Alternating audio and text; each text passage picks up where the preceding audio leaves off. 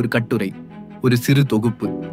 சமூகத்தில் ஏற்றத்தாழ்வுகள், சாதி மதங்கள், இவைகளை மையமாக வைத்து இங்கு எழுதப்படுகின்ற எழுத்துக்கள், இங்கு உருவாக்கப்படுகின்ற திரைப்படங்கள் எல்லாம் நீங்கள் படித்திருக்கலாம், பார்த்திருக்கலாம், அல்லது புதிதாக பார்க்க தயாராகவும் இருக்கலாம். ஒரு மனிதன் தன்னுடைய எழுத்தையோ தன்னுடைய திரைப்படத்தையோ தன்னுடைய வாழ்க்கையையோ நிஜம் அப்படின்னு நினைக்கிறான். நிஜம் என்று நினைத்தால் பரவாயில்லை, அது நிஜம்தான் என்று சொல்ல முற்படுகிறான். கீழே மேலே உங்களுக்கு புரிகிற மாதிரி சொல்கிறேன். கீழ் சாதி, மேல் சாதி, தாழ்ந்த மதம், உயர்ந்த மதம், தாழ்ந்த மொழி, உயர்ந்த மொழி, தாழ்ந்த நிறம், உயர்ந்த நிறம், இதில் பாதிக்கப்பட்டவன் அடுக்கடுக்காக ஒரு செங்கல் கால்வாயில் கல்லை அடுக்குவது போல இந்த சமூகத்தின் மீது குற்றத்தை, தன்னுடைய கோபத்தை அடுக்கி கொண்டே போகிறான். அவனுடைய எழுத்துக்களையோ அவனுடைய திரைப்படத்தையோ பார்க்கிறவர்கள் இவ்வளவு மோசமான சமூகத்திற்குள்ள நாம் வாழ்கிறோமா, இவ்வளவு மோசமான நாட்டில் தான் வாழ்கிறார்களா என்று வெளியிலிருந்து பார்ப்பவர்களுக்கும் உள்ளிருந்து பார்ப்பவர்களுக்கும் தோன்றுகிறது. இங்கே நான் ஒன்று சொல்ல நினைக்கிறேன். நானும் மக்கள் கூட்டத்தில் ஒருவனாக இருந்து வந்தவன். எனக்குள்ளே என் சுவாசம், சந்திரக்கலை, சூரியக்கலை இரண்டும் ஏற்படுத்திய மாற்றம், அதற்குள் ஏற்பட்ட வடிவம், எனக்குள்ளே ஊடுருவிய தியானம் என்னை ஒரு புது வடிவமாக இந்த சமூகத்தையும் இந்த மக்களையும் அணுகவோ பார்க்கவோ வைத்துக் கொண்டிருக்கிறது. ஒரு மனிதன் என்பவனே கற்பனைவாதி என்றே பெயர். இந்த உலகம் முழுக்க வசிக்கும் அனைத்து மனிதனும் அப்படித்தான். அதுல நிஜ வாழ்க்கை, அந்த வாழ்க்கையில நடந்ததை எழுதுவது, திரைப்படம் எடுப்பது, ஆவணப்படமாக சொல்வது, இது எல்லாம் நிஜம் என்றே தொடர்ந்து கூறி வருகிறார்கள்.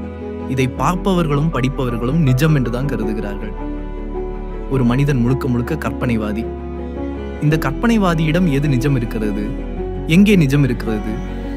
ஏற்றத்தாழ்விற்கு சமூகமே காரணம் என்று தன்னை சுற்றி இருப்பவர்களை விரல் நீட்டி காட்டுகிறார்கள். மனித கூட்டமே நீயும் அதில் ஒருவர், நீயும் அதுக்கு ஒரு காரணமானவன் தான் என்பது உனக்கு தெரியுமா? அது உனக்கு புரியுமா? உன் வாழ்க்கையில நடந்த எல்லா கண்ணீருக்கும் பின்னால், எல்லா குற்றங்களுக்கும் பின்னால், உன் வாழ்க்கையில் உனக்கே தெரியாமல் நீயும் ஒரு குற்றவாளியாக ஒளிந்திருக்கிறாய். அது உனக்கு தெரியுமா? அதை நீ கண்டுபிடித்தியா? தான் யார் என்னே அறியாத மழலைகள் தான் மனித கூட்டம். ஆனால் நீதி விசாரணை வேண்டும் என்று கேட்கிறது. அந்த நீதி விசாரணைக்கு ஒரு கூட்டம் ஆதரவாகவும் ஒரு கூட்டம் எதிர்ப்பாகவும் நிற்கிறது. மனித கூட்டமே என்றாவது ஒரு நாள் ஒரு உயர்ந்த தியானம் கற்பவனாக மாறு.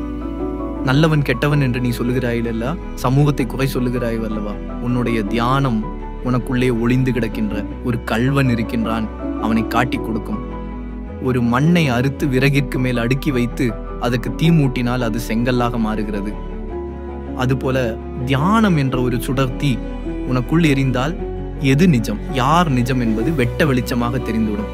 அதுக்கு பிறகு ஒரு சமூகத்துக்கோ ஒரு தேசத்துக்கோ விடுதலை கோருவதை விட்டுவிட்டு முதல் விடுதலை ஒரு தனி மனிதனுக்கு என்பதை நீ உணர்வாய். முதலில் அந்த தியானத்தீ எங்கே கிடைக்கும்? அது எப்படி கிடைக்கும்? அதை எப்படி ஒரு ஜுவாலையாக நமக்குள்ளே பரவ வைக்க ஒரு சூழல் நிகழும் என்பதை உணர்ந்து தேடு, பயணி. தீபாவளி இந்த திருநாளை ஊருக்கும் உறவிற்கும் இந்த கட்டுரையையே நீ பரிசாக அளி. என்னை பின்தொடர்பவர்களுக்கும் என்னை பின்தொடராமல் இருப்பவர்களுக்கும் இது என்றாவது பயன்படும். ஒண்ணுமே இல்லாத குரு.